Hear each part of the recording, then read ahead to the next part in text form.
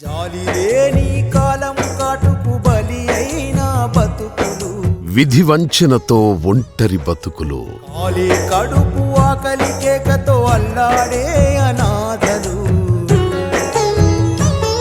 మతిహీనులై వింత చేష్టలు, బలి అయిన బతుకులు, కాలి కడుపు ఆకలి కేకతో అల్లాడే అనాథలు, ఆకలికి తాళలేక దేహీ అని యాచించే వృద్ధులు, దారి తీరు తెలియక సాగించే పయనాలు, భూదేవి తల్లి ఒడిలో జీవిత ప్రయాణంలో అలసిపోయిన ప్రాణాలు, తండ్రి అయినా గుడ్డలేని వాళ్ళు, ఒక్కరా ఇద్దరా వందలు వేలు.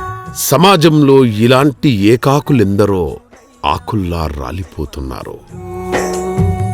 ఒక్కరా ఇద్దరా వందలు వేలు. ఎవరూ లేని అనాథులను ఆదరించి ఆదుకుందాం రండి.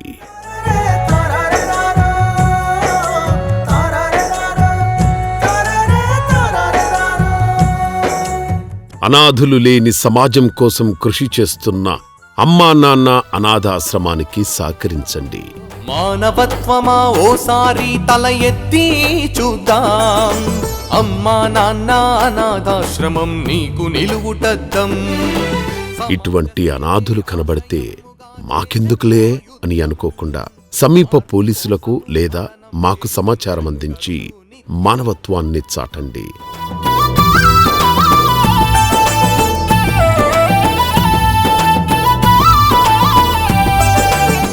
శ్రీశంకర గురూజీ అమ్మా నాన్న అనాథ ఆశ్రమ వ్యవస్థాపకులు.